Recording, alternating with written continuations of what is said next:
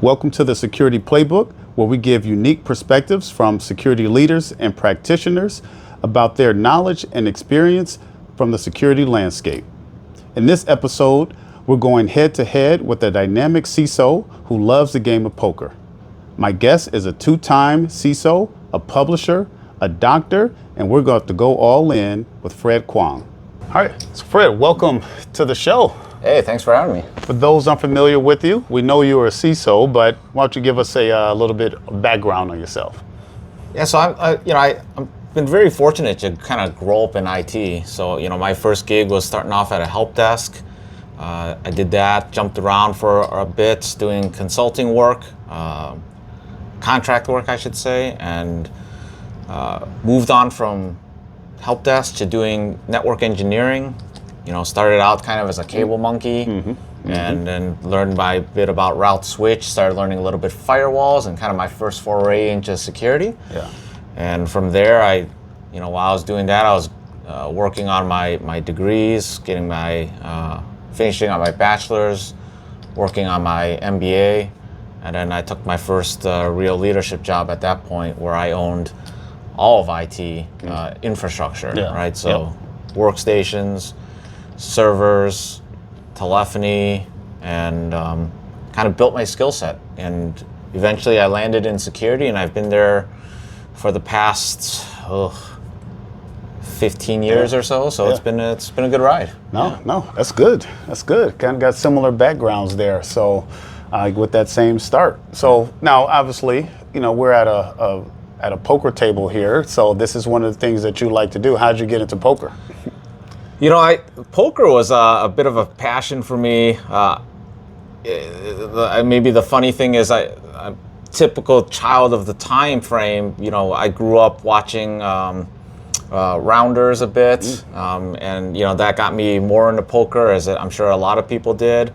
I grew up watching a lot of the WTP, World Poker Tour, and it kind of got me hooked, and I started playing a lot more when I used to travel for work quite a bit, and would play in places like the Commerce Casino out in LA or in Vegas, and in some of the poker rooms, and felt I was pretty decent at it. The poker, there's a lot of skills in poker that aren't just mathematical in nature, right? There's a lot of psychology in it, and so I have a psych background for my undergrad as well, so it just kind of something that's always been fascinating to me is, dealing with humans and how they interact, and poker was just another way for me to kind of use those skill sets I've learned and enjoy a game for a bit.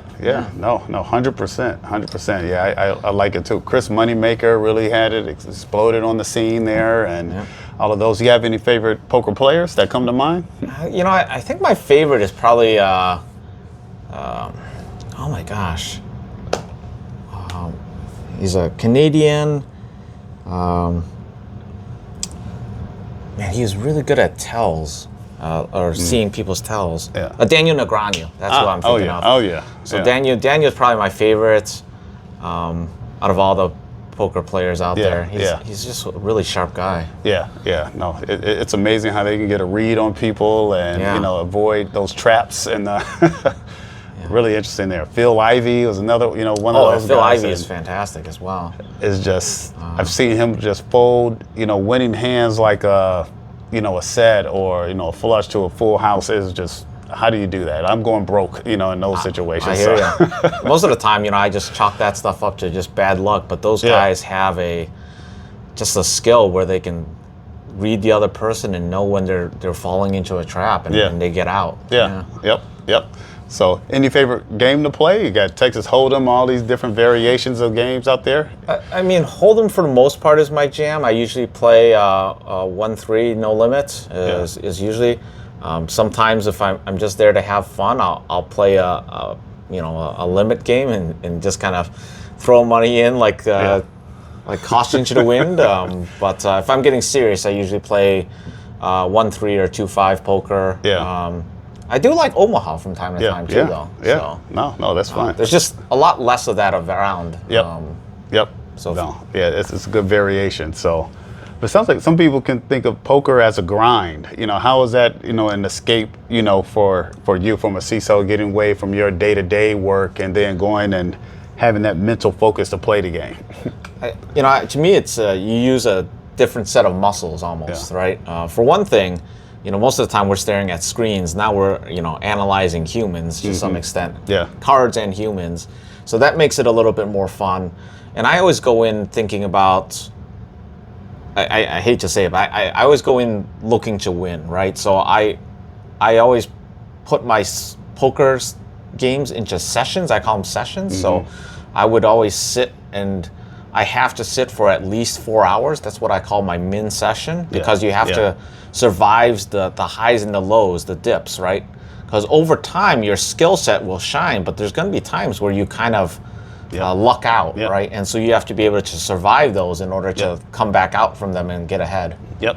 No, that's good. But that's the commitment, right, to the game. So if you're only in there for an hour or two, then you're really just gambling at that point. That's right. But if you're dedicating yourself to a session, I've found that over time you should be able to come ahead, and that's where you notice that it's a difference between the luck and the skill. Right. No, that's good. That's good, and we'll definitely get into that. There, I heard Doyle Brunson once say, I don't know if he coined it, but poker is a hard way to make an easy living. So kind of as a CISO, somebody may say that. Why do you want to be, why did you want to become a CISO? Like, it's probably one of the toughest jobs in security. I think it was a kind of twofold. The first one was, this was back when I was a network engineer, and I had met a quad CCIE, which is a Cisco certified, highest certification you get in Cisco, and he had 4 of them, right? And the man was just brilliant, like technically brilliant, knew how to communicate it well, could translate that technical into business speak as well. So really sharp guy. And I was like, I'm never going to be that guy. And so in my head, I was like, I don't think I can continue up the path of the technical ladder, right? But there was always a part of me that really enjoyed working with individuals, training, mentoring. And so for me, I thought, well, let me try my hand at the leadership track and see how far I can go. And that's the way I eventually went, moving into management and director, and then now, CISO and VP, right? And I just kind of took those technical skill sets, combined them with the leadership skill sets, and now bringing in that business sense, all to kind of put me where I'm at today. And I had the opportunity, my first CISO gig, to me was really more around putting my money where my mouth is at the end of the day. There were certain things at different organizations I worked at that I didn't necessarily always like how the shop was ran. And so it was an opportunity to kind of live by the sword, die by the sword in that sense. And so, I was like, all right, well, I need to put up or shut up. So I decided to put up and throw my hat in the ring, and thankfully it's worked out so far. No, that's good. Haven't looked back. I like it. So, well, great. Okay, so Fred, so as you sit down at a poker table, there's a lot of, different players, different, styles of players out there. What do you typically look for when you sit down and put your money on a table? I mean, you got players that are the rocks, you got sharks, you got super aggressive, or you got the fish. What do you try to take in when you sit down before you put your money in? Well, I think that's the key, is that you have to take it all in, because you don't really know what you're sitting in or getting yourself into, right? So the first hour I'm playing, I'm doing small bets. I'll play only strong high hands, but most of the time what I'm really doing there is I'm watching the action, watching how other people play, how aggressive they are, what they're interested in terms of their style, right? Because some people will play every hand and it doesn't matter to them, right? I don't know, they're just wealthy people or people that just don't care about their money, and they'll play every hand, call everything, and just gamble it, right? Other people will rely on their skill, and there's other people that are, I kind of call them locals to some extent, but they're in there for the grind. They will fold every hand that isn't worth playing. And they have very tight margins, if you want to call it that, and they'll only play, you know, pairs or your ace kings or ace queens. Yep. And so you got to kind of feel out what that table looks like and the dynamic of that table. Yeah. Because some tables will move very fast, other tables will move very slow, Right. and you got to just get a feel for that game. Yep. Yep. Very similar to like what we do in security in that sense. When I first come into an organization, I need to figure out, well, what does security look like at this? What does the program currently look like? How's the flow of it? How's the leadership feel about security, right? And get people's sense of, is this important to the organization? Is it really not? Yeah. And I do that even Yeah. as part of the interview process, right? Because even though it's a job and it's great that I can get one, but you know, it has to be a good fit, right? And are they interested in the same principles of security that I am, or are they just looking for someone to kind of be a figurehead and someone to blame, right? And that's where you kind of get yourself in trouble. Yeah. Yep. Yep. No. So what do you think as a CISO, given the different types of poker players out there, how should a CISO be? Should we be the rocks? Should we be aggressive? Or, you know, how do you think we should be, you know, as CISOs? I think it's very similar in the sense that you have to learn what the field looks like, right, in your organization. Get to know the key players, right? Get to know the personalities. Get a better understanding of that, and there you can kind of switch gears, right? Yep. And I always look at it as, even though it's one organization, it's a lot of one-on-one interactions, right? And so the way you interact and the way that you present information and data is going to look different for every person you interact with, right? Yeah. The way I interact with my CFO is a lot different than my general counsel, than my CIO, right? For example, because they're all looking for different things and they want different answers from me. In terms of, how does it benefit their part of the organization, or how does it benefit the bottom line, or how does this help generate revenue? Right. Or, you know, from a general counsel perspective, they're more probably interested in, well, how does this protect privacy, or, you know, how does this how are we doing against the laws or the regulations that we have to serve for, and are we meeting those compliance needs? Right. So everybody's got a little bit of a different angle. So you have to like understand each of those players and what are they looking for. And then you can put it the right bet in front of them, right? To either string them along or... That's right. No, it is so many similarities, you know, in that game there. You know, if I'm playing a weak poker player, I got to, you know, present a certain image. Not that you want to fool anybody in your organization, but you're playing an aggressive player different than you would play a solid player or the rock who's only waiting for certain hands. So... Yeah, and maybe a good way to kind of think about it as well is like, you know, if you're a poker expert, right, there's going to be other players out there that may be beginners, right? So they don't know a lot about security. So you have to feed them, you have to teach them what they really should know about security, and then help them through their journey, and then ultimately your journey to build a better security program for the organization. And I like that, because I think that's a good segue to, so we're all in the same game, CISOs, whether you're a large or small organization. The stakes are high, right? You could be a experienced CISO of 10, 20 years, and it could be a first-time CISO, you know, at the table. There's levels, you know, to this game, but we're all fighting the same battle. So I guess, do you think, and we know every company doesn't have a CISO, but do you think every company should have a CISO? I think so. You know, and it's hard, right? Because if you're a, you know, SMB, I get it, right? As an organization, you may not have the dollars to dedicate to a full-time CISO.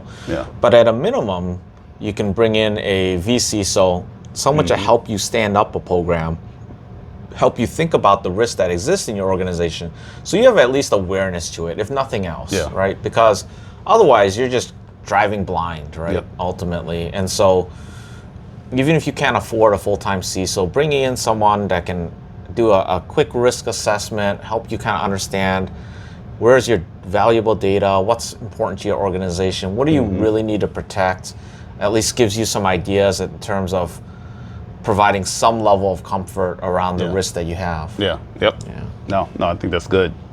And you mentioned, you know, certain players, they have those starting hands. So like in poker, there's, you know, the best hands, the aces, kings, ace king, those kind of things there. Then there's the middle of the road hands. Then you have some players who may play with some trash hands like a 2-5 here, right? And they'll jump in the fray. But unfortunately, as CISOs, we don't always get aces and kings in those best hands, or the budget and the resources we need. So how do you come in and deal with that? Sometimes you may have to play with these weaker hands. I'll talk a little bit from two different viewpoints, right? The first one is I'll talk about kind of the security, what do I want to call, environments that we kind of live in. And I think that's where not everyone, to your point, is dealt a good hand. And oftentimes you see CISOs leave organizations, or they'll jump organizations fairly quickly. And I think that's part of the reason why you see people move on. If they're not getting the right support and the right leadership to put themselves in a position to succeed, then they're like, well, I need to move on, which is unfortunate. So for me personally, I try to do my research. I talk with the leadership. I talk with the CEO before even joining the organization to get a better sense of, how important is this to that organization, or is it a little bit of lip service, right? But then also getting an understanding of what type of program does the organization really need, right? Is it a compliance first type of organization? Is it an organization that has a lot of intellectual property or IP that we know they need to protect and need to put dollars forth? Is it a organization that is part of a group that is highly regulated, like banking, for example, right? Where with banking, you can put the regulation in front or pull it because there's financial ramifications for not being compliant to certain standards, right? And I think that all has to kind of go into your thinking about that hand that you're playing, or that organization that you want to join in that sense. Yeah, no, I think that's good. And now I revealed my hand in this one here, but there would be a hand that I would fold. But poker, you're trying to make decisions with incomplete information. Right. So same thing. I think there are similarities in security. Do you agree with that? Maybe there's shadow IT, for example. So how are you securing the organization? And you may not have all the visibility you need to place those bets. Yeah, my favorite saying that I've heard, and I'm not exactly sure who coined it, but you can't protect what you don't know, right? And that's super important. And that's part of the messaging that you want to get forth when you're building your program, in terms of, hey, I can only protect the things I know about. So if there's other data points out there that I don't know about, other applications, other data flows, right, we're not going to be able to protect those. So it's really important that we gain visibility. And so when I start out a program, I'm really thinking about, where are all the areas that we have gaps in terms of visibility, right? Let's look at those, and then we can understand more of the risk profile, because right now it's just unknown unknowns, right? And that's the scariest risk that you can kind of have. So kind of explaining that to the leadership, trying to find some dollars just to build that visibility, right? That could be an assessment, that could be technology as well, right? Sometimes you don't know how your sales force is configured, or how your Active Directory is configured, and so you need to bring in some tools to kind of help you get some insights there, in terms of, well, what does the current state look like, and then we can then start talking about, where do we build to a better state, or maybe it's okay, maybe it's in a good spot, and that's okay too, right? But as long as you gain that visibility, gain that knowledge, now you have more data points, and then you can make better bets. Right. No, I like that. Yeah, that's good. And there's been a lot that's been talked about with third parties and the fourth parties and all of those there. So and sometimes you can get blindsided, by things and have a bad beat, for a poker term there. You kind of touched on this a little bit, but the table changes. Like, you do those sessions, you kind of sit and do those long sessions, and hey, you may be winning, well, or maybe you're slow, or you're winning, then you're losing. Things can change. So when is it time to kind of move on to another type of table? Either whether you are the chip leader, or you had a good session, or you're just taking your lumps. So the rule of thumb I have, right, in the poker world, right, usually when I play like a 1-3 table, right, I will there's usually a max buy-in, right? So I will start off with that max buy-in. In some places it's around $300, others around $500, right? Yeah. But I always buy into the max amount. And then my rule of thumb is, if I dip 200 into my, so if I've lost $200, right, I will bring out another 200, and I'll do that twice. And if I have to do it any more than 2 times, I know that either one, I'm the sucker at the table and I need to move on, to your point. Or B, it's just not my night and I need to cut my losses there, right? And kind of give it up. Because to your point, if you just continue to grind at that table, there's something that's not working there. And you haven't figured it out at that point if you are continuously taking loss after loss and loss. And it could be a series of bad beats, right? That does happen from time to time as well. But most of the time, it's probably, if you really reflect back, you know, a tell you probably should have been catching, or noticing a certain play style that you're just weak against, right? And that's really important, right? To kind of understand the table. No, 100% there.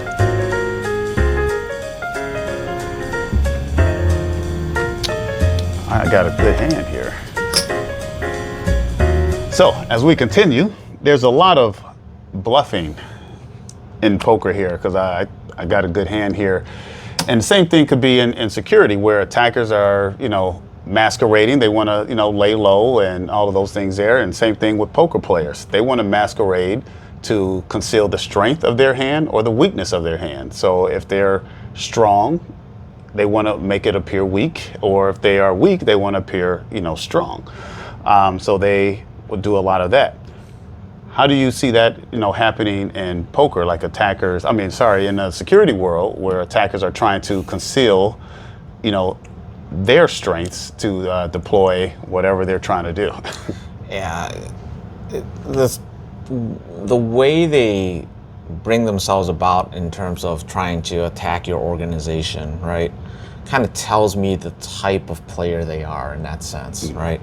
If they're a kiddie scripter, usually they're loud, they're kind of obnoxious.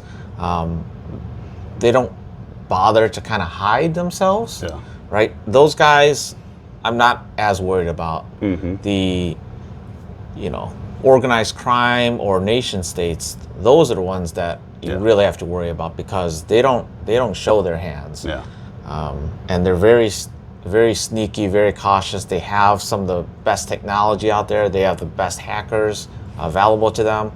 And with that, it's a little bit harder to kind of read you know, what they're trying to do or what they're trying to accomplish. Now, ultimately, in an organization, they're either going to be after your data, or you know, they want money in terms of ransomware, or extorting you from some. So you know their objective goals. But again, depending on the organization, I mean, they could be after your IP, right, as well. But it's much harder to see them, right? And that's where it's really important that you have a strong team and you have strong controls in place, so that ultimately all those data points you can use to hopefully decipher what kind of hand they have, right? And what they're trying to go after in that sense. No, I know you've done a presentation on deep fakes, you know, before. How do you see that kind of raising the stakes, you know, here? Deepfakes is a whole new world for us as protectors of the organization. And it used to be that technology was very difficult to create and it would be very costly. But now that technology is easy to use, doesn't cost a lot, and is in the hands of the masses. And so if you combine that deepfake technology, which ultimately is an AI technology, with other AI technologies such as ChatGPT, now you have people that can create scripts, that can write messaging, use that in conjunction with the deepfakes to make it that much more accurate, right? And that's what's scary out there, is the identities that we are so used to knowing and understanding and have a good sense about with deepfakes. Now that trust may not be as strong, or we just can't necessarily trust what we're seeing in front of us, Right. or even what we're hearing anymore. Right. Because the deepfakes are so good that it takes a little bit of time that you may or may not have, right, to identify if this is truly the person that you're working with. Yeah.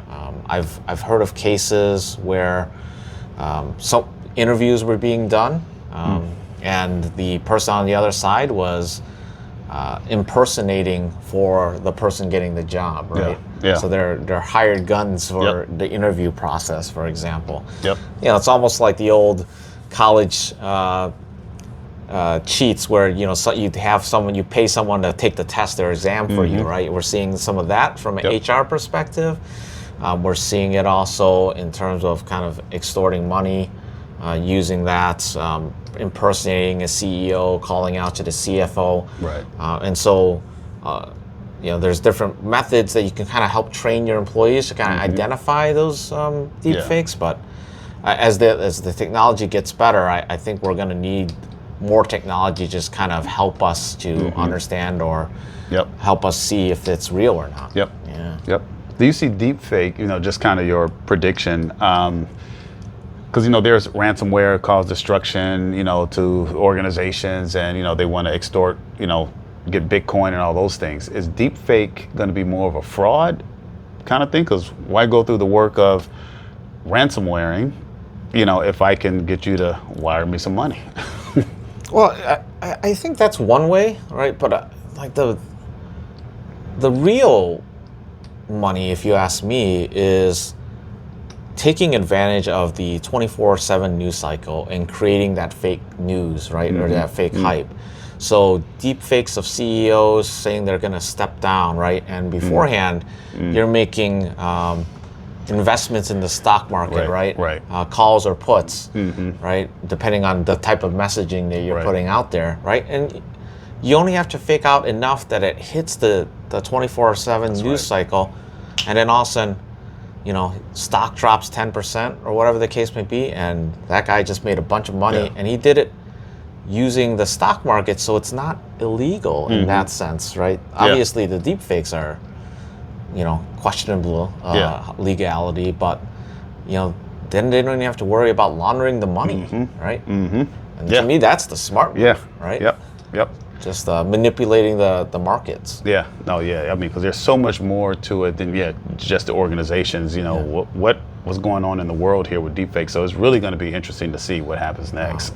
But you know, again, it also kind of depends on the skill of the attacker and what they're kind of going after, right? So a lot of deepfake technology is focused not necessarily on corporations, but unfortunately, you're seeing it. You know, the old scams that, you know, the old phone scams for the elderly, those types of things. Just using deepfakes on top of it now, right? Pretending to be a grandchild that, you know, needs help or has been kidnapped, right? Using their voice or pictures to kind of show that they're in trouble and getting some of the elderly to pay out, right? I see those type of scams in terms of the low skill, and then obviously, you know, the gangs or you know, crime, bigger crime, maybe focused more on things like stock manipulation or CEO type of deep fakes, right? And we kind of touched on it with Daniel Negreanu, Phil Ivey, how they can sniff out that they may be walking into a trap, right? And maybe you alluded, you know, to it a little bit. We may need some things to detect these deep fakes. Like, what can organizations do, or what should companies be doing or thinking about to say, hey, you know, it looks like I got a good hand, but I might be walking into a trap here? Yeah, you know, there's certain things that I think are what I call tried and true, right? And so one of them is, and this is just one example, but, you know, coming up with a safe word, right? I made a terrible joke about, you know, a safe word, if it's good enough for the bedroom, it's good enough for your boardroom, right? And in that sense, you know, have a safe word that you have with your CFO and to say, hey, I need to transfer X amount of dollars, you know, have them ask what's the safe word, right? Or the passphrase or whatever you want to use, and have them respond appropriately. Something that is not easy to find on the internet or that you don't share in emails, and it's just a word that you and only you and Ken and I would know, for example, right? Okay, to help prove the legitimacy of that person, right? Right. And that's just a low tech way of doing it, right? Yep. But there's other things that you can do in terms of the fraud process. They've been in place for many years, right? Because fraud's nothing new. Yeah. Yep. This is just a advancement of technology to pursue that fraud, right? So those checks and balances of your controller, working with your bank to hold sending of cash for 24 hours, right? Or whatever the case may be. So, or having two people have to give access to send or transfer funds, right? Right. There's a lot of different ways that kind of exist out there. I'm sure the AI can help you find some of these ways. Yep. And just got more of a poker question. Back in the day, I used to play online a lot, and they were never knew if he was playing against a bot. But now with AI, would you play online now? Would you feel comfortable playing poker online with all this technology out here now? I did play a little bit of poker online at the time as well with Poker Stars, and then there was kind of that, I want to say the Black Friday of poker, right? But basically what had happened was it was found out that some of these poker sites were actually defrauding their customers, and there's certain people that knew what type of hands that existed out there. And it's unfortunate because it was quite a bit of a black eye, and so because of that, I really only play in person now. I don't trust the machines, and I don't trust the people running them ultimately to be truthful, right? We all know how easy technology is to hack, and so if it's something that can be hacked, then it can be manipulated, and so I try to avoid that when it comes to playing poker. Yep. No, I hear you. I think we're in the same boat on that. Okay, so it's a lot of sharks that's in the water here that you're playing against, and building that chip stack is going to be vital, right? We got to build that bankroll to be able to play. So here we got to play against opponents, to try to build our stack. I don't want to call our stakeholders opponents, CIOs or CFOs, whoever may be going, but what are some of the tactics you use to kind of sell your program to get your funding? Yeah, they're not opponents to your point, Ken, right? But there's only so much money to go around in an organization, right? So how do you make it important that money is spent on a security program versus what other folks are looking for, right? In terms of helping to drive business value, whether it's the marketing team, or the finance team. Everybody's looking for money to run different projects. So how do you make that important for your organization as it comes to your security program? And I say all that because the first step is you need to understand, well, what else is important to the organization, right?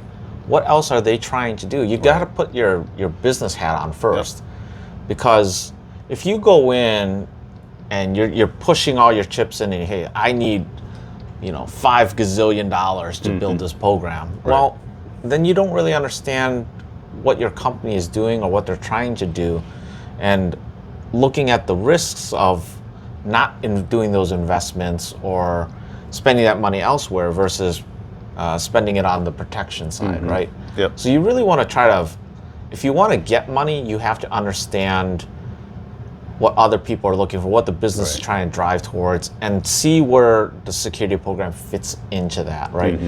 And the way that I kind of try to do that as well is, let's say the company has a initiative in AI, right? A lot of companies are now looking at AI technologies, and then I will say, hey, I think that's a great idea. We should definitely do some more investment in AI. It's important to be on that kind of forefront, because I think AI is going to put a lot of companies that don't use it behind in the game.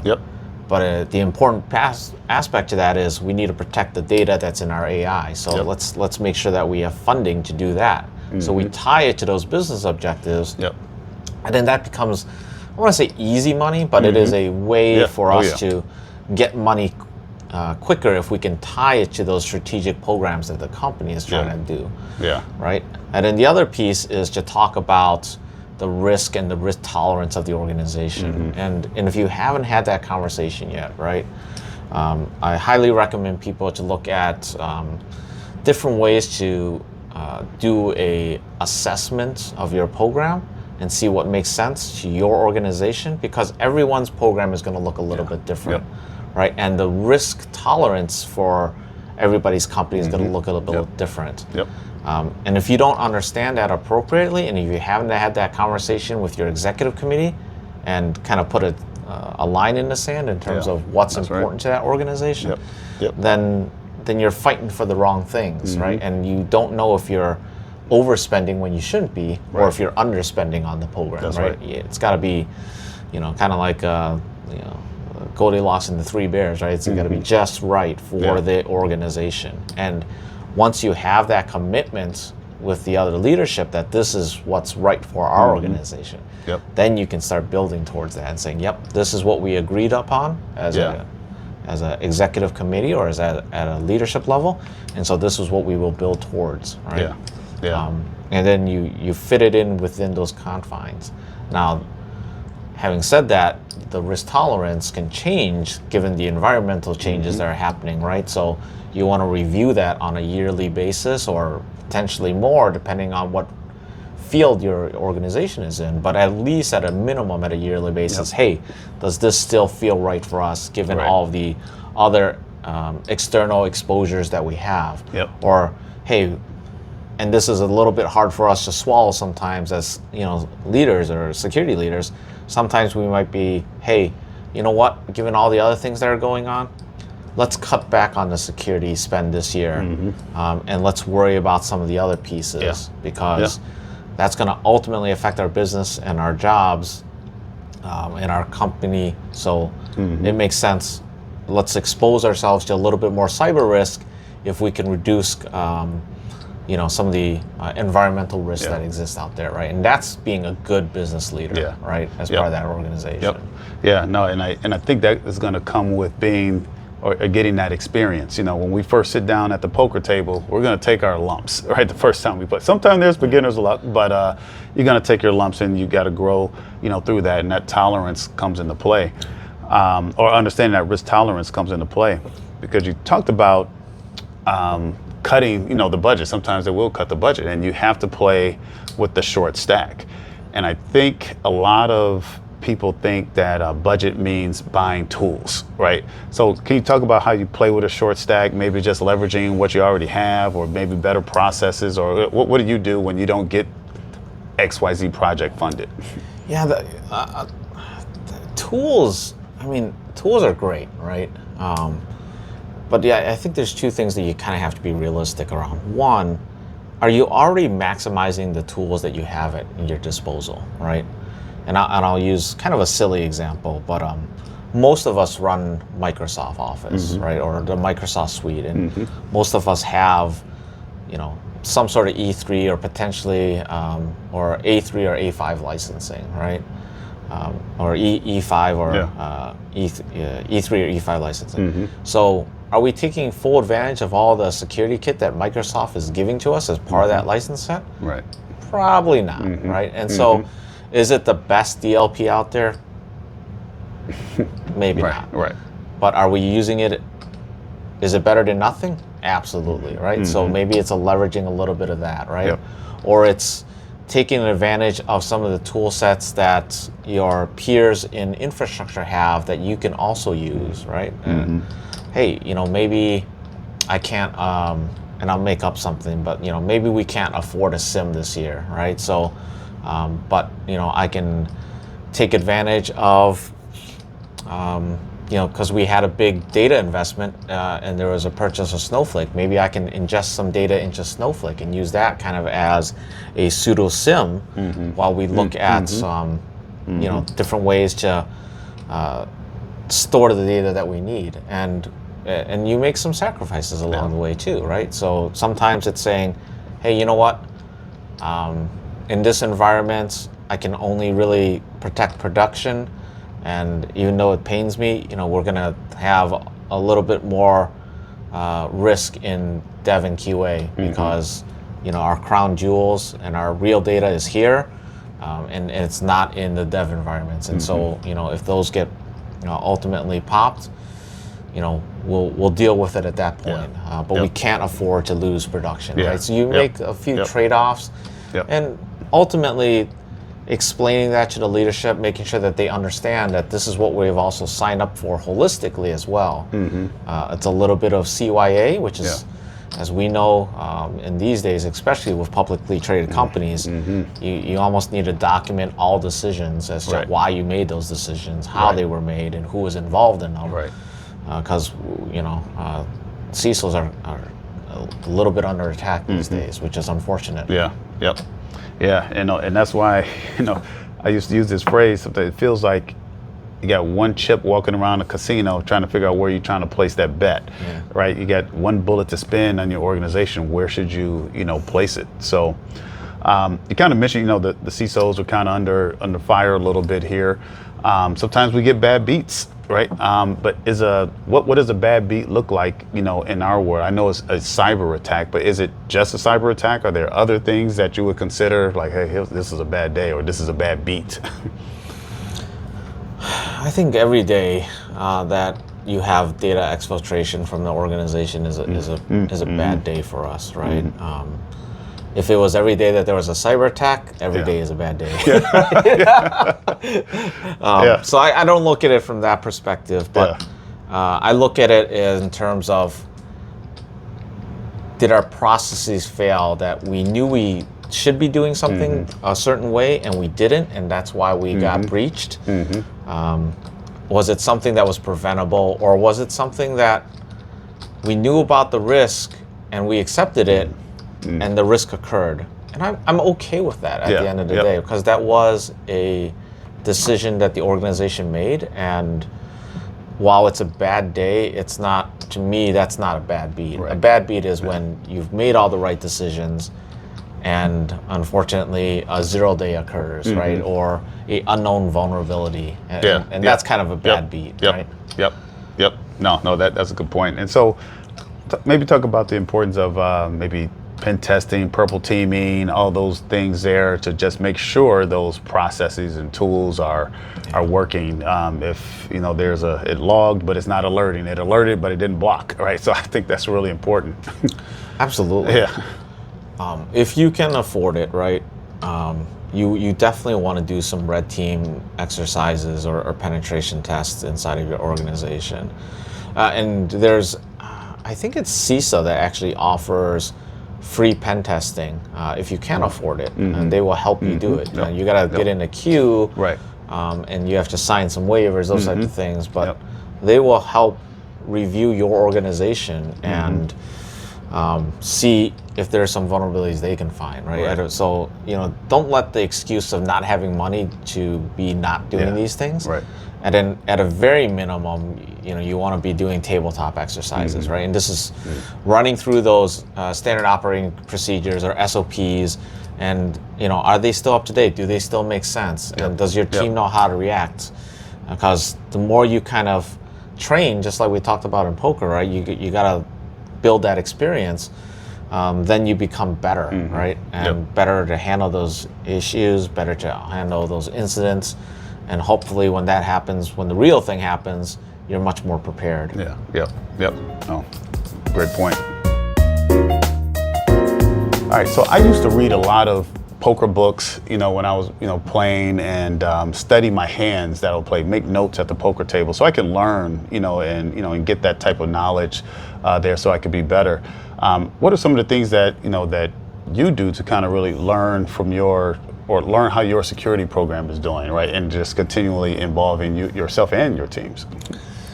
I think as good leaders, right, we continuously have to ingest new information, right? And that information can come from good books like you mentioned, right? From a poker perspective, the Doyle Brunson book is kind of, I got a copy on my bookshelf, right? From that perspective. And I think it's the same thing from a security perspective. You want to learn from your peers what works for them. One of our good friends and peers in Chicago, Todd Fitzgerald, he's got the CISO Compass, and that's a collection of information that he's collected throughout the years, his learned lessons, but also lessons from other CISOs that have written parts of their book, and it's good to get those different perspectives.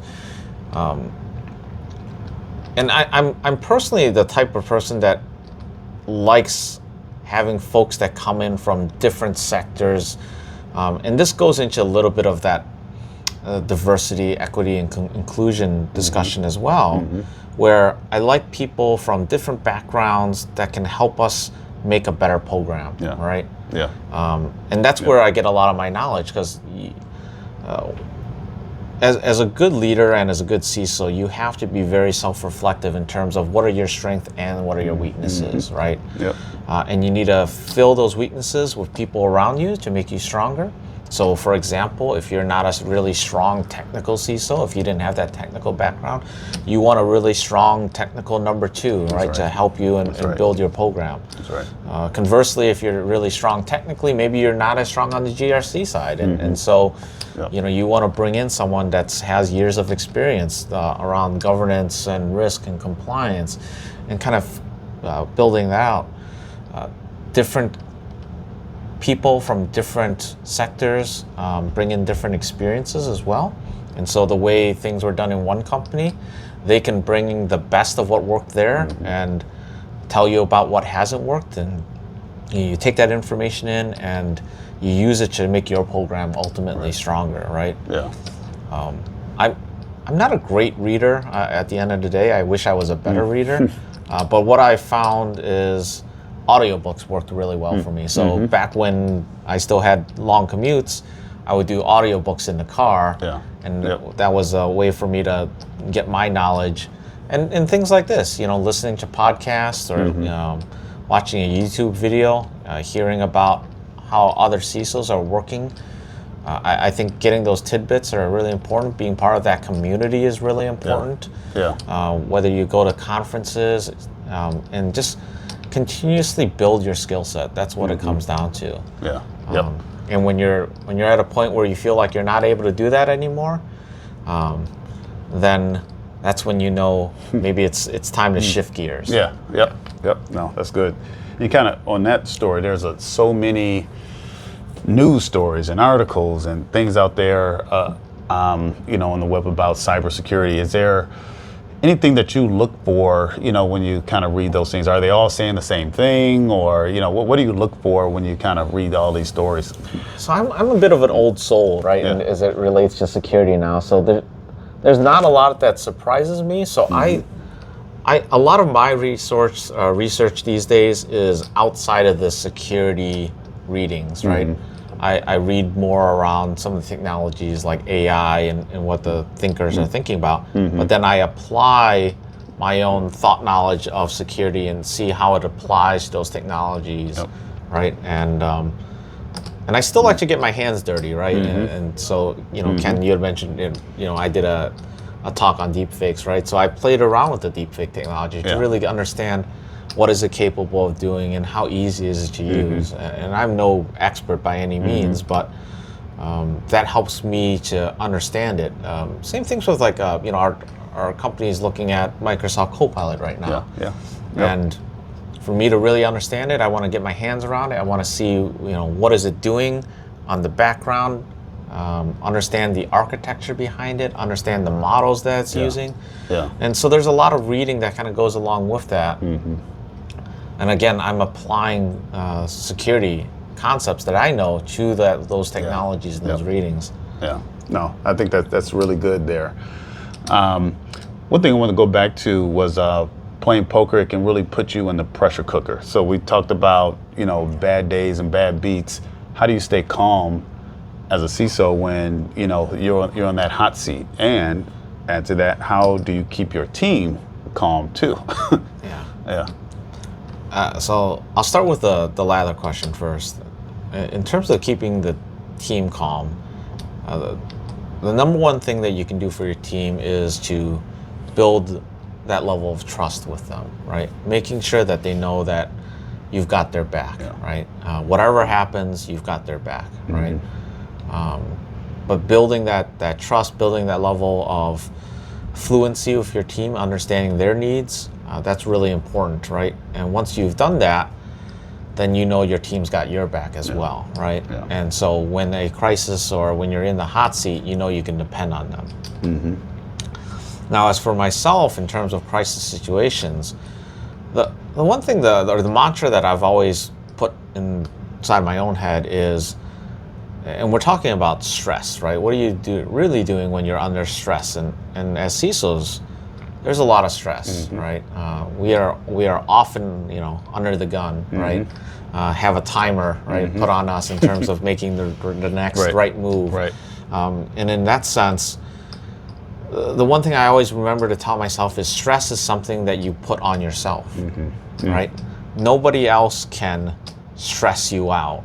It is something that is a mental game that you play with yourself, right? So the way that you interact with people, and they may be heightened, right? They might be yelling at you or whatever the case may be, but how you let that affect you ultimately is what happens from being a stressor, right? Yep. So if you think about it from that perspective, and you just kind of remember, hey, what is the intent of this person? He's trying to get a point across. What does he really want? Obviously he wants this bad situation to go away. Yep. And so let's focus on that. Let's focus on how we can do that, and remember the steps. Remember the things that we did in DR. Remember the things that we learned in the red team exercises, right? And we use all that knowledge to help us take away that stress, so that when we speak back to that person, we're speaking in a calm tone. We're speaking from an authority. We will get through this. This is how we're going to get through this. This is how we're going to restore. This is how we're going to beat back the bad guys, right? And so when you speak in that manner, you calm the entire situation down and hopefully kind of diffuse that bomb, right? It's not to say that I always practice that. I am human, right? Just like everyone else. And so I do, unfortunately, let stress get to me sometimes. But that's why we have hobbies like poker and some of these other things that we do as well, right? Yep. So, but no, it's something you're speaking from a lot of experience there, and thinking back, or maybe helping someone that's taking on this role or want to aspire to a CISO. Is there something that you took your first role that you wish you learned or knew then, like that you know now?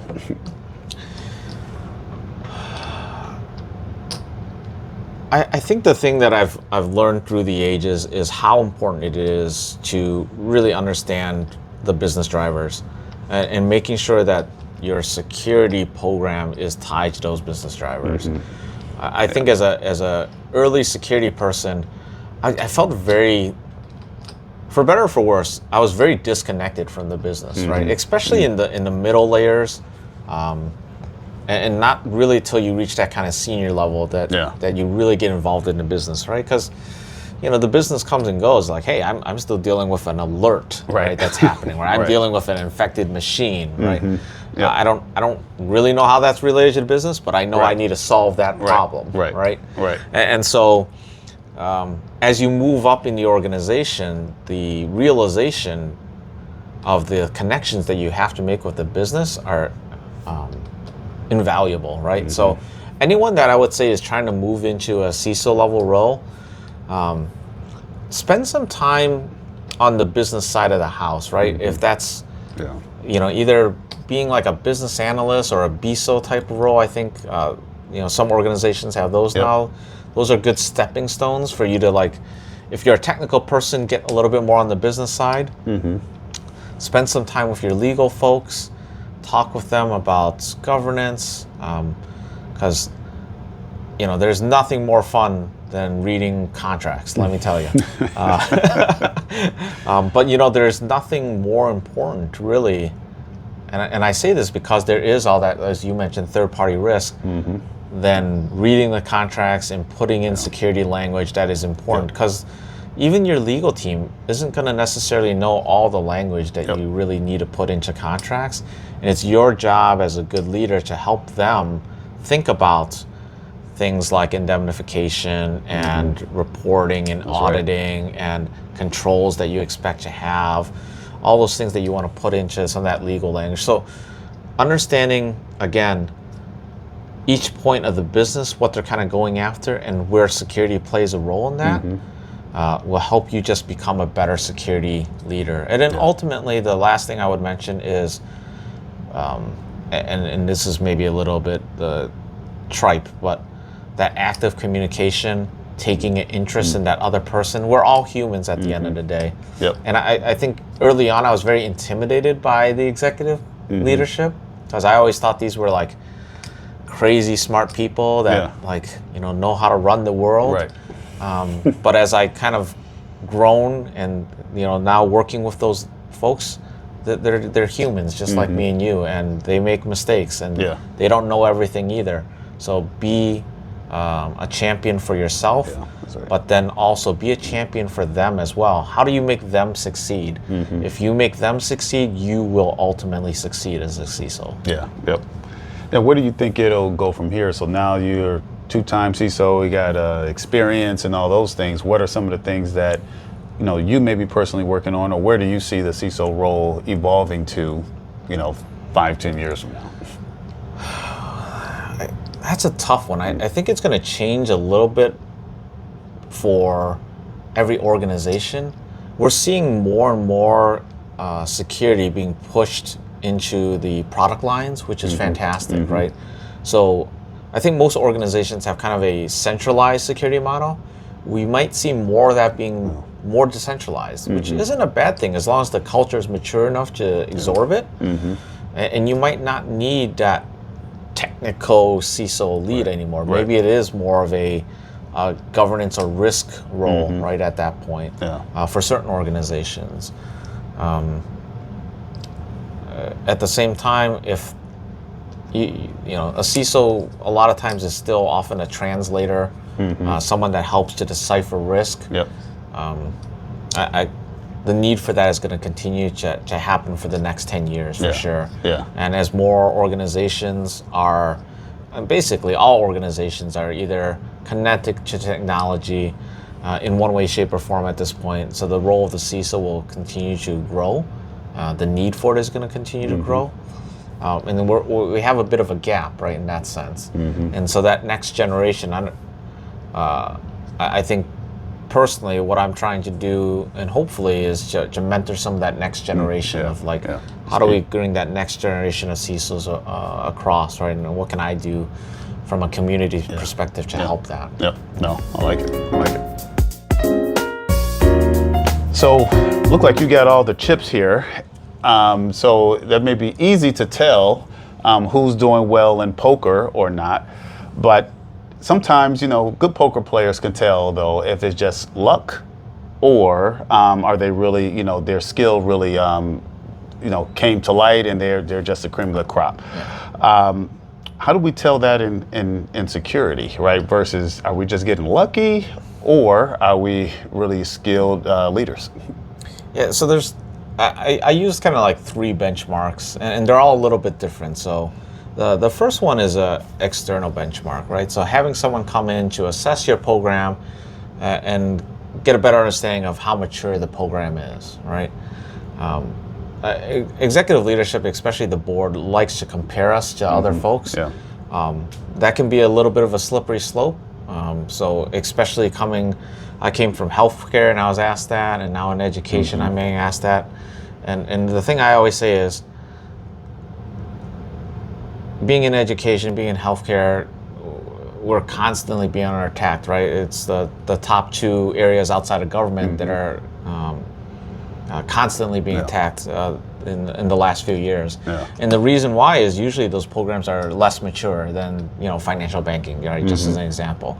So when they ask, well, how are we doing against our peers? I say, why do you want to compare yourself against the worst? Right? Let's compare ourselves against some of the best out there, right? And what does that look like, right? And so I try to level set that for one. But then the second thing I try to do is get that external assessment, get that validation, and it's good just to help make sure that, hey, are the things I'm doing improving my program the way I think they are, right? Get just a second set of eyes to look at that and make sure that they understand. And my leadership knows that, hey, don't just take my word for it. Here's another piece. Maybe more important to that is, how is the culture of the organization changing as it relates to security? And what do I mean by that is security something that is top of mind across the organization, right? Does your marketing team, when they go out and look for new technologies, do they say, hey, let's bring in Fred, right, to look at this technology with us? Or they're talking about security, talking about, well, how is the data encrypted, right? How is the data encrypted when it's transferred over? Yeah. Who has access to my data? Right. And they're asking Right. the security Right. questions, Right. right? Right. At my previous organization, the reason why I kind of decided that it was a good time for me to leave was when the network engineer or the system administrators or the programmers, and I'm not even on the calls, they're asking the security questions, right? Yeah. And I know, hey, I've done my job because they're asking all the things I would have already asked. Yeah. Yep. And so I knew I was leaving the company in a good spot. Yeah. So that's, how embedded is the culture, right? And you can look at that from a potentially a phishing campaign perspective. What's the phish rate? How aware are the employees, Yep. right, or your colleagues in regards to security and taking care of being good stewards of data, and taking those measurements into consideration. And the last piece I kind of look at is, well, how have we've matured the program over time, and a little bit of the first as well. But one of the things that I'm most proud of at my previous organization is we got to a point where we had zero technical debt.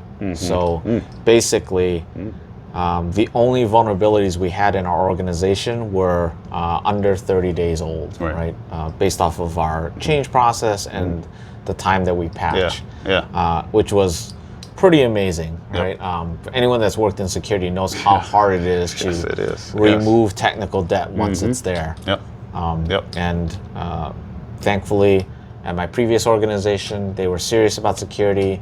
They were serious about transformation, and we got to a spot where we were able to do that. Yeah. No, I think you hit on a lot of points, there, and that we should be assessing ourselves, bringing in, people from the outside, to validate that. And I remember, in poker, I remember hearing someone, Bill Ivey has a poker coach, or like, oh, these guys have coaches, So I remember doing one. I had hired a poker coach, one just small thing, nothing, big time there, but it was really teaching me things about, the metrics, observing how to take notes, what you should be looking for, right? And that eliminated a lot of the luck, from my game. How many hands are you playing pre-flop? This, or folding to these kind of things. They're calling 3-bets. So, and it can certainly help the security program too by doing that. 100%. And as a good leader, right? There's no good leader that became a good leader on their own, right? They had good mentors, they had good people around them, and I would encourage anyone that's looking to move into that CISO role, right, to get a good mentor and start talking to them like, hey, how would you do this? Or I'm looking at these technology sets. What else should I be looking at, right? Being part of a community helps with that, but then singling out somebody that you can just have one-on-one conversations with and frank, honest communication, to your point, right? They might be able to tell you certain tells or have them review one of your board presentations. Hey, would you say this differently? Right. How would you explain this situation, right? And just being able to bounce those ideas off is really important. Thankfully, I've had some good mentors along my way, and as I mentioned, hopefully, with that experience, I can also become a good mentor for others. That's right. Yep. Pay it to the next generation for sure. So now, Fred, now you got this big bankroll here. You're the poker champion. So we want to see, where would you put your money, here in these different areas? So we got a few cards here: personal liability insurance for CISOs. They've been under fire, as we talked about earlier. There's a lot of talk about the cyber skill, shortage here. AI is a hot topic of conversation for organizations, but what about security professionals? What are we going to need to do to actually, defend? And then awareness and education. It's going to be a constant thing, Where should we be placing our bets, or where are you going to place your bet? Yeah, that's a great question, Ken. For me, and kind of where my organization is, I think my bet's going to be, I'm going to throw some money towards the AI side here, right? And looking at AI powered tools, because the reality is the threat actors are already using AI today. They're going to continue using it, and they don't have the same cautions that we do, right, on the corporate side, worrying about data loss, right? Right. They don't have to worry about those things. Right. They don't have to worry about their AI running amok. But what we do need to worry about is them using the AI against us. Yep. And so it is going to be a battle of computer versus computer to some extent. So looking at those new technologies, trying to understand how it can help our program, how it can accelerate our ability to detect or alert faster or even react faster. I think a lot of that's going to be AI enabled coming up soon. And it's already, some of it's already out there. And so I think overall we're going to see a lot of investment on that side. Personal liability insurance, I would say if you are a publicly traded company, it is something that you need to look at seriously as a CISO. Thankfully, I'm well, maybe not thankfully, but right now I'm not part of a publicly traded company. So while it does concern me, I don't think my organization is going to go after me personally. But I could be wrong. This is we'll see how things play out in the courts, right? With SolarWinds, and then with a bit of the appeal that's happening with with Uber. So we'll see where kind of that plays out. The cyber skill shortage. I would be remiss not to toot our own horn in terms of DeVry University helping to bridge this gap. It's one of the reasons I came to DeVry was to help do something about this cyber skill shortage and making sure that our students are learning what they really need to know from a enterprise security perspective. And so that's one of the things I'm really kind of proud of in that sense. Because, I don't know if this is true for you as well, Ken. I mean, we've been talking about this cybersecurity shortage for, I feel like, the past 4 or 5 years, but the reality is there's not a lot that we can do about it. And you can say, we're mentoring and those things, but a lot of us, especially in kind of that SMB field, we don't have large slots of budget or people that we can bring in to train up, right? We're just not that fortunate. And so it's a tough challenge for some of us in that SMB field, but being part of a educational institution that can help with that, I'm definitely happy with that one. Just to add on that one, I tend to agree with you. There's one that I struggle with, like, is it a skill shortage? Because I remember when I started my career, or at least technical skill shortage, what do we really need? I didn't know Novell or NetWare showed up, hey, this thing is running slow, figure it out, learn it, right? I think what we may need is the soft skills, right? That I see, people, the things that you've talked about. Do you understand business? I didn't understand business. I was just happy to do tech stuff, at that time. Could I communicate? Could I make a presentation? Those type of things there. But I think if there's a willingness to learn, I think the technical stuff we can, help, but you can't teach sometimes the curiosity, of people, right? And so, it'll be interesting to see how that plays out. I think the other thing, and it's not even a cyber skill to your point, right? It's that troubleshooting, right? How do you teach someone to troubleshoot someone, like figure it out? And so, cyber or technical skills come into play with that, but I know some of that comes with experience, but the ability for someone to kind of dig into a problem, right, and kind of really work through it, that's something that I think is a real need as well. Any thoughts on the awareness in education? To me, awareness in education really is around culture change, right? And I think we often place too much pressure on our CISOs to be good trainers or culture changers in our organization, right? Because they're not built with those skill sets. And right now, I think if you think about the rest of the organization, training and development doesn't come out of those respective groups, right? That's centralized in the org dev environment or an HR environment, and they take that on. Yeah. But for whatever reason, most organizations, security training seems to come out of the security team. Right. It's kind of the oddest thing in that sense. And so you ask the question, well, why is that? Well, we know from a leadership perspective, it's something our organization needs.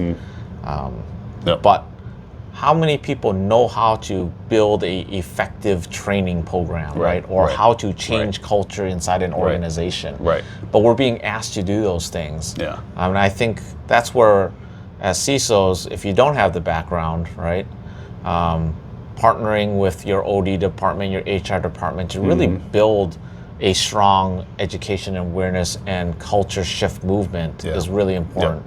Working with the executive team to change that culture inside an organization. Because we all know, I shouldn't say we all know, but organization change culture change comes in two ways. It comes from executive leadership down, or it's a grassroots effort.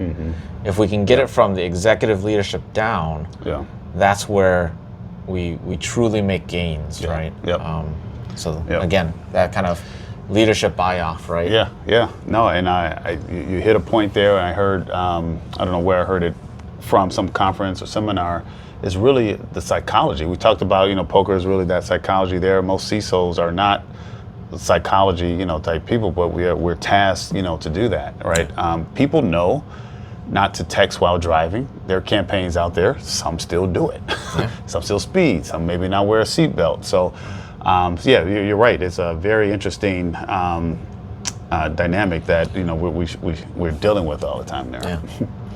So what about a wild card? What are we missing here?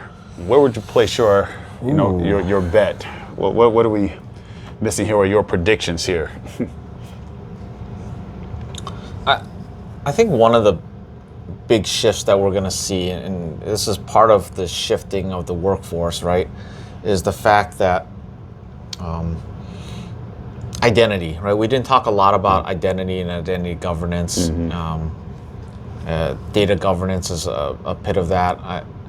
I think those are kind of the two worlds where we're going to see a lot more in security. One is around how do you make sure, and we talked a little bit about this with deepfakes, but how do you make sure the person that you're talking to is the actual person? If you think about all the breaches we've had in the past 10, 15 years, how much of our social security numbers are out there? How much of our date of birth information is out there? Our addresses, et cetera, right? Those are what we're using to identify somebody today. And I don't think those ways of identifying someone are going to work in the future. And so how do we deal with that challenge? There's been talk about a new ID or a new form of ID that's not a social security number. Right? But even inside an organization, what are you using? Maybe you have an employee number, or there's other things. But again, if those data points become breached, what else can you use to identify a person, right? So that's one piece, and then the other piece is really around data governance and the need for stronger data governance inside an organization. I think if you ask today, if everyone knows where all their data is, I think the important data they know inside a database, but in terms of some of the unstructured data, probably no clue in terms of how many copies of this exist and how old it is, and are you doing good data retention? And I think the reality is with AI, and AI being some of the technology that's going to suck in all the data, if you think about it from that perspective, it's very much garbage in, garbage out. And so strong data governance is going to be needed for companies to accelerate the AI part of their organizations as well. And I don't think, one of the challenges that even we have is, well, who owns that type of project? Right? Because in my opinion, it really shouldn't be security owning that. But there doesn't seem to be any business leader that really wants to own and drive that. No, that's a great point. It's time for some quick hitters here. Yeah, so we talked about whether you got a long poker session or you got long sessions at work. You got to bang some things out. What do? You got an energy drink kind of guy or a coffee guy. Well, what do you do? I'm definitely a coffee guy, but unfortunately for me, I developed some really bad acid reflux in my joys of getting older, and so I can't drink anything caffeinated anymore. Oh man! So it's a little bit brutal, but coffee is still kind of my go-to. I drink decaf coffee, even though it has some caffeine, but it does the job for me. Okay, good. Now, what about when you got those other long sessions? You got to bang out that board deck or whatever. You kind of a music guy. You need silence. You got TV on the background. What are you doing there? I am a silence guy. I know a lot of people are like, they love to put in the headphone and jam away, but I'm like I want to be focused 100% on this, and I want no distractions, right? So I try to put myself away, close the door in the office, and just bang away. Yeah. First thing you do when you get up, and last thing you do before you go to bed. First thing I do when I get up is lay in bed and watch a little bit of TV. It's just a way to kind of wake the brain up. And of course take a shower. The last thing I do before going to bed, kiss my wife goodnight. Yes. Give my kids a hug. Yeah.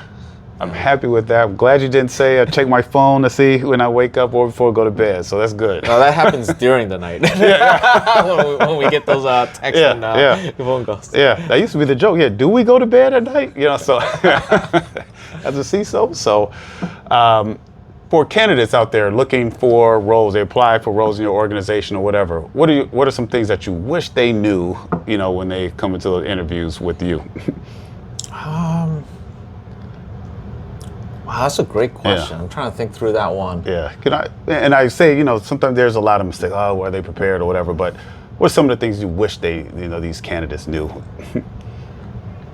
And usually if on my team, right, I'm looking for a certain skill set, right? So I have very specific things I'm looking for that person to know, right? So if I'm looking for like a lead analyst, for example, right, I want them to be able to know our technologies, like the Splunks of the world, or they know Defender in our case, right, from an MDR perspective, know how to troubleshoot, know some PowerShell scripts around that. If I'm looking for someone that's GRC related, right, I want them to know the NIST framework. I know, other frameworks that exist, PCI or HIPAA or whatever the case may be, right? So just having that experience, and then,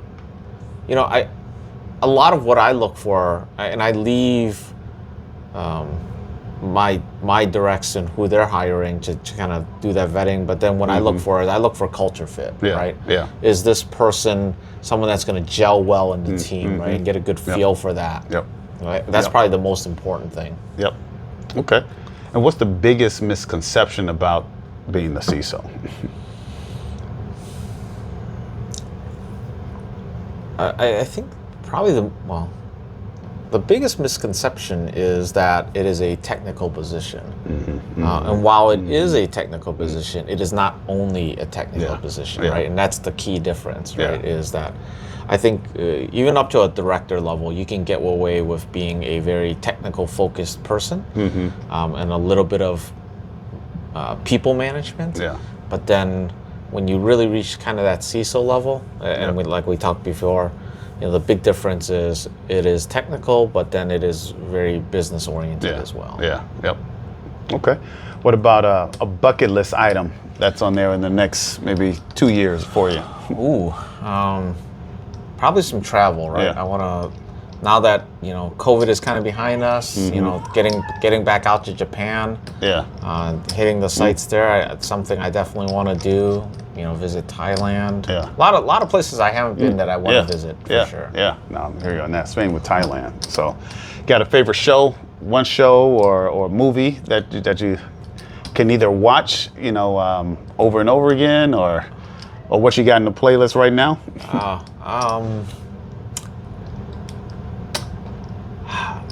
I'll bring up a funny story, and that was something I watched now, but harkening back to poker, we watched a lot of when I would play with the boys back in the day. We for whatever reason we watched a lot of Swingers. Yeah. Which is a really old Vince Vaughn movie. For those that aren't familiar with it. Probably one of his first movies. Cool. And a lot of swingers and a lot of rounders. So always playing in the background when we're playing Teddy poker. KBG. Yeah. No, that's good. Well, I appreciate it. But before we go, I'm taking this from one of the other podcast shows that I like to see, that I listen to frequently all the time. I got to give a shout out to All the Smoke podcast. But is there a guest that you would like to see on this show? But you have to help me get the guests on the show. All right.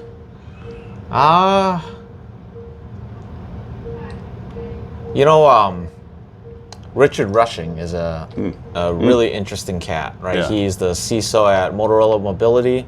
He's been doing this for a long time. Yeah. And he's just a really sharp guy and a great friend and a good personality. So love to see him on. Yeah. Okay. Well, good.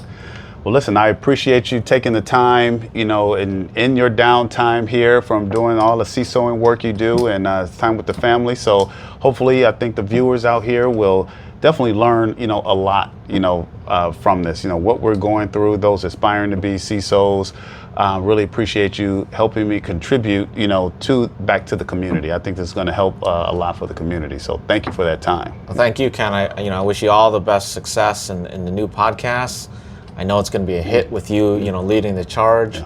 I can't imagine it not being, and definitely make sure you follow this guy. If you're not doing so, subscribe, like his stuff. Appreciate it. All right, thank you. Till next time.